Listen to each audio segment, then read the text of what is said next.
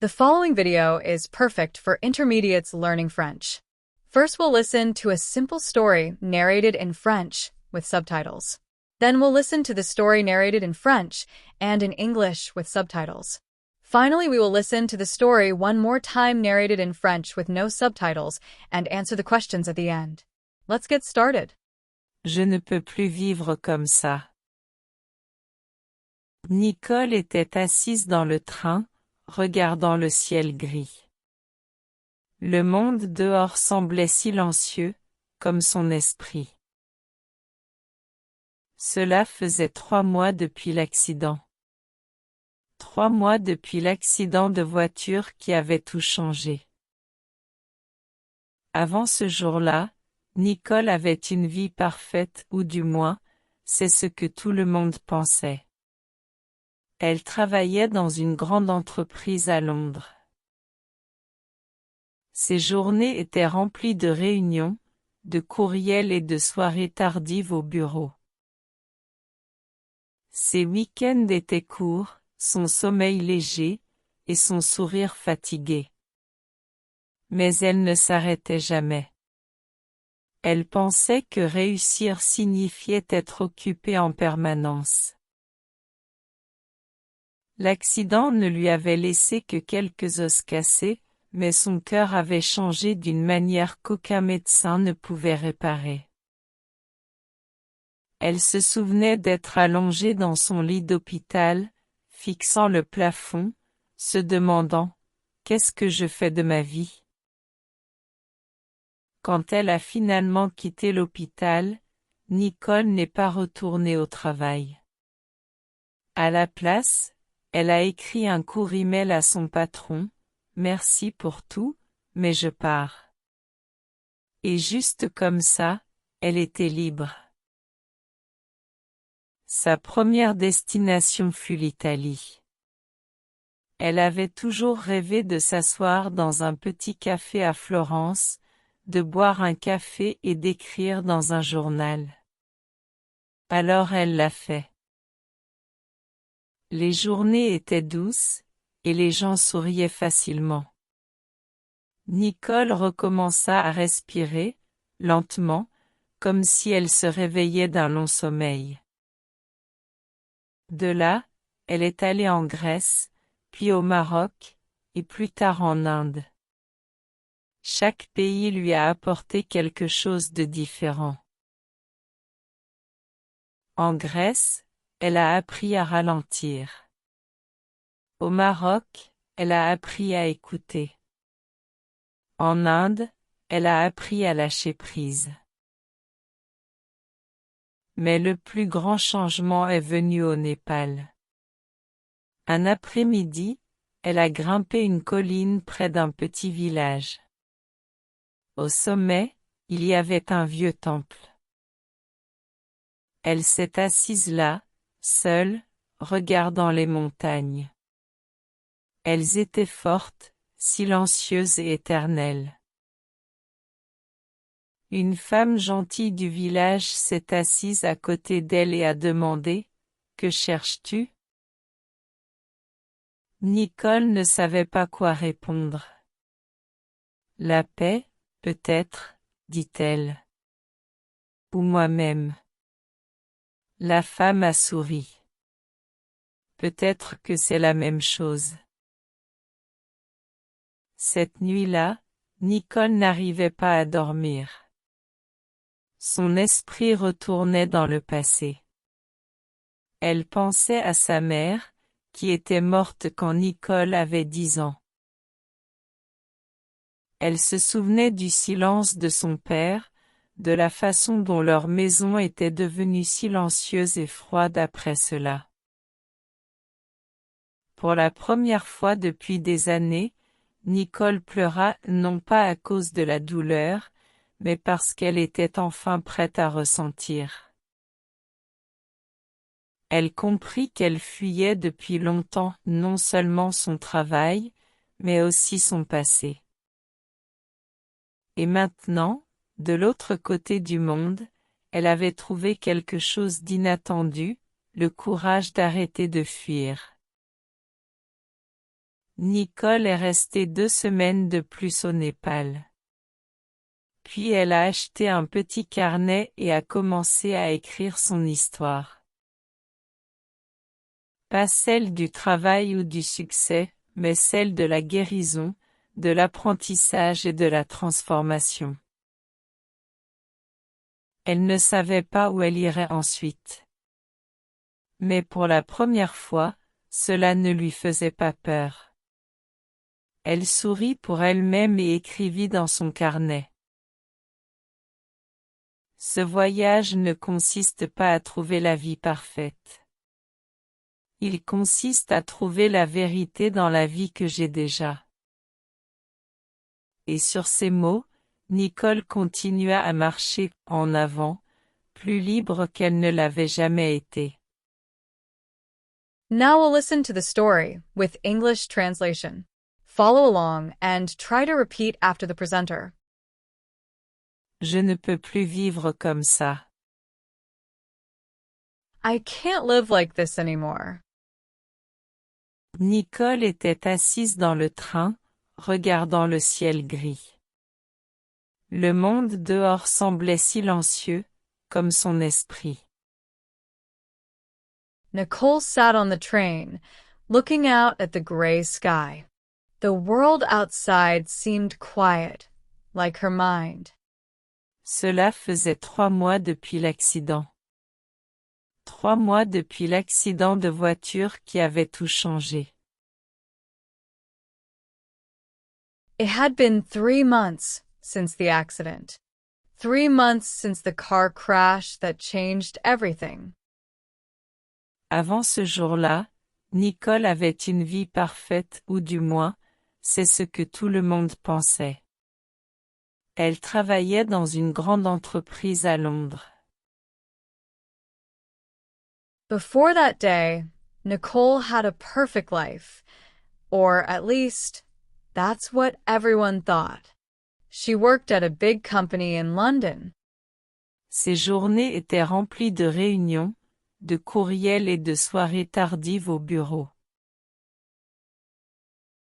Her days were filled with meetings, emails, and late nights at the office. Ses week-ends étaient courts, son sommeil léger, et son sourire fatigué. Mais elle ne s'arrêtait jamais.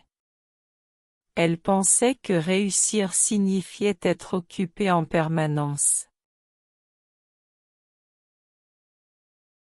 Her weekends were short, her sleep was light, and her smile was tired.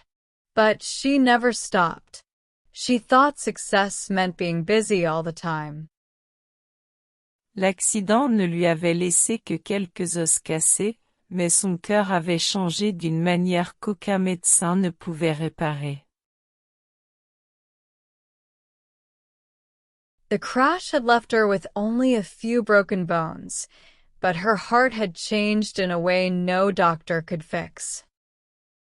Elle se souvenait d'être allongée dans son lit d'hôpital, fixant le plafond, se demandant « Qu'est-ce que je fais de ma vie ?» She remembered lying in the hospital bed, staring at the ceiling, asking herself, "What am I doing with my life?" Quand elle a finalement quitté l'hôpital, Nicole n'est pas retournée au travail. À la place, elle a écrit un court email à son patron, « Merci pour tout, mais je pars. » Et juste comme ça, elle était libre. When she finally left the hospital, Nicole didn't go back to work. Instead, she wrote a short email to her boss. "Thank you for everything, but I'm leaving." And just like that, she was free. Sa première destination fut l'Italie. Elle avait toujours rêvé de s'asseoir dans un petit café à Florence, de boire un café et d'écrire dans un journal. Alors elle l'a fait. Her first stop was Italy. She had always dreamed of sitting in a small cafe in Florence, drinking coffee and writing in a journal. so she did. Les journées étaient douces, et les gens souriaient facilement. Nicole recommença à respirer, lentement, comme si elle se réveillait d'un long sommeil. The days were warm, and the people smiled easily. Nicole started to breathe again, slowly, like she was waking up from a long sleep. De là, elle est allée en Grèce, puis au Maroc, et plus tard en Inde. Chaque pays lui a apporté quelque chose de différent. From there, she went to Greece, then Morocco, and later India. Each country gave her something different. En Grèce, elle a appris à ralentir. Au Maroc, elle a appris à écouter. En Inde, elle a appris à lâcher prise. In Greece, she learned to slow down. In Morocco, she learned to listen. In India, she learned to let go.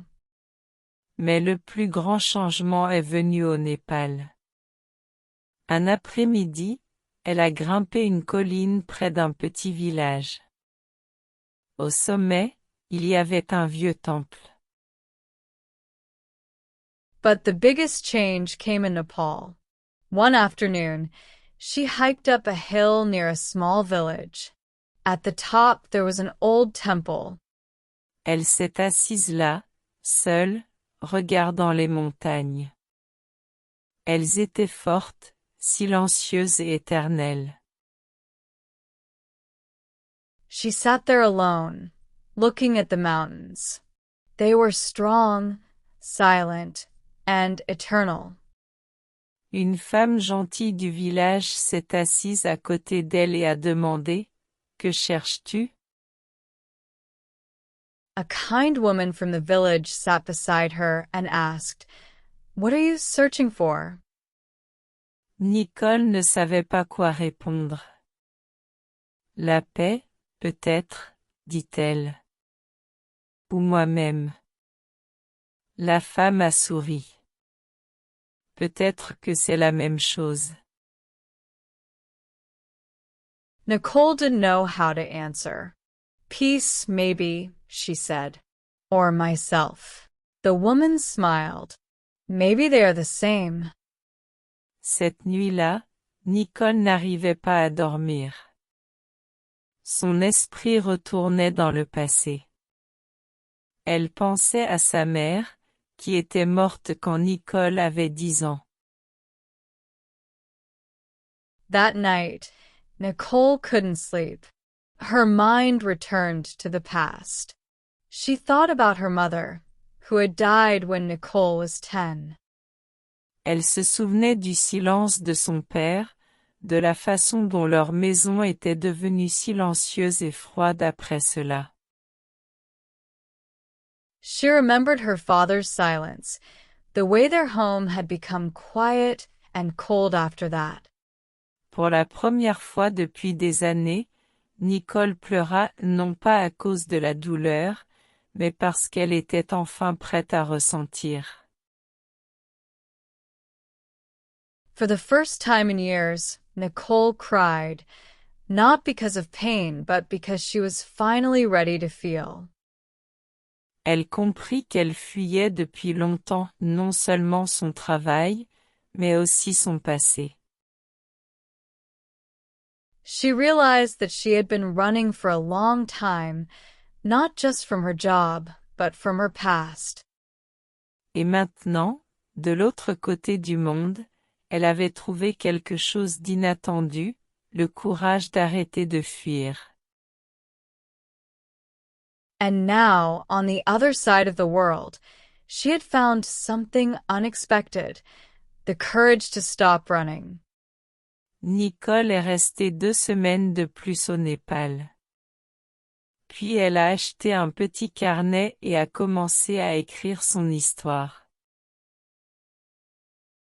Nicole stayed in Nepal for 2 more weeks. Then she bought a small notebook and started writing her story. Pas celle du travail ou du succès, mais celle de la guérison, de l'apprentissage et de la transformation. Not the one about work or success, but the one about healing, learning, and becoming someone new. Elle ne savait pas où elle irait ensuite. Mais pour la première fois, cela ne lui faisait pas peur. Elle sourit pour elle-même et écrivit dans son carnet. She didn't know where she would go next, but for the first time, that didn't scare her. She smiled to herself and wrote in the notebook. Ce voyage ne consiste pas à trouver la vie parfaite. Il consiste à trouver la vérité dans la vie que j'ai déjà. This journey isn't about finding the perfect life. It's about finding the truth in the life I already have. Et sur ces mots, Nicole continua à marcher en avant, plus libre qu'elle ne l'avait jamais été. And with that, Nicole kept walking forward, freer than she had ever been. Now we'll listen to the story in French with no subtitles and answer the questions at the end. Je ne peux plus vivre comme ça. Nicole était assise dans le train, regardant le ciel gris. Le monde dehors semblait silencieux, comme son esprit. Cela faisait 3 mois depuis l'accident. 3 mois depuis l'accident de voiture qui avait tout changé. Avant ce jour-là, Nicole avait une vie parfaite ou du moins, c'est ce que tout le monde pensait. Elle travaillait dans une grande entreprise à Londres. Ses journées étaient remplies de réunions, de courriels et de soirées tardives au bureau. Ses week-ends étaient courts, son sommeil léger, et son sourire fatigué. Mais elle ne s'arrêtait jamais. Elle pensait que réussir signifiait être occupée en permanence. L'accident ne lui avait laissé que quelques os cassés, mais son cœur avait changé d'une manière qu'aucun médecin ne pouvait réparer. Elle se souvenait d'être allongée dans son lit d'hôpital, fixant le plafond, se demandant « Qu'est-ce que je fais de ma vie ?» Quand elle a finalement quitté l'hôpital, Nicole n'est pas retournée au travail. À la place, elle a écrit un court email à son patron, « Merci pour tout, mais je pars. » Et juste comme ça, elle était libre. Sa première destination fut l'Italie. Elle avait toujours rêvé de s'asseoir dans un petit café à Florence, de boire un café et d'écrire dans un journal. Alors elle l'a fait. Les journées étaient douces, et les gens souriaient facilement. Nicole recommença à respirer, lentement, comme si elle se réveillait d'un long sommeil. De là, elle est allée en Grèce, puis au Maroc, et plus tard en Inde. Chaque pays lui a apporté quelque chose de différent. En Grèce, elle a appris à ralentir. Au Maroc, elle a appris à écouter. En Inde, elle a appris à lâcher prise. Mais le plus grand changement est venu au Népal. Un après-midi, elle a grimpé une colline près d'un petit village. Au sommet, il y avait un vieux temple. Elle s'est assise là, seule, regardant les montagnes. Elles étaient fortes, silencieuses et éternelles. Une femme gentille du village s'est assise à côté d'elle et a demandé « Que cherches-tu »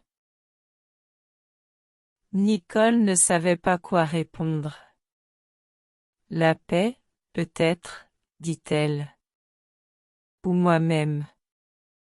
La femme a souri. Peut-être que c'est la même chose. Cette nuit-là, Nicole n'arrivait pas à dormir. Son esprit retournait dans le passé. Elle pensait à sa mère, qui était morte quand Nicole avait 10 ans. Elle se souvenait du silence de son père, de la façon dont leur maison était devenue silencieuse et froide après cela. Pour la première fois depuis des années, Nicole pleura non pas à cause de la douleur, mais parce qu'elle était enfin prête à ressentir. Elle comprit qu'elle fuyait depuis longtemps non seulement son travail, mais aussi son passé. Et maintenant, de l'autre côté du monde, elle avait trouvé quelque chose d'inattendu, le courage d'arrêter de fuir. Nicole est restée 2 semaines de plus au Népal. Puis elle a acheté un petit carnet et a commencé à écrire son histoire. Pas celle du travail ou du succès, mais celle de la guérison, de l'apprentissage et de la transformation. Elle ne savait pas où elle irait ensuite. Mais pour la première fois, cela ne lui faisait pas peur. Elle sourit pour elle-même et écrivit dans son carnet. Ce voyage ne consiste pas à trouver la vie parfaite. Il consiste à trouver la vérité dans la vie que j'ai déjà. Et sur ces mots, Nicole continua à marcher en avant, plus libre qu'elle ne l'avait jamais été. Now, let's test those comprehension skills. Answer these 5 questions. Pourquoi Nicole a-t-elle quitté son travail?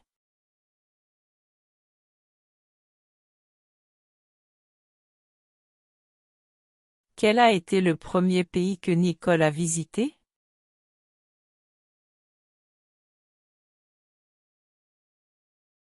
Qu'est-ce que Nicole a appris en Inde?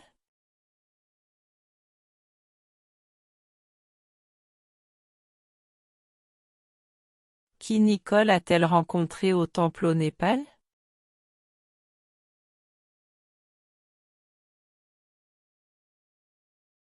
Qu'a écrit Nicole dans son carnet à la fin?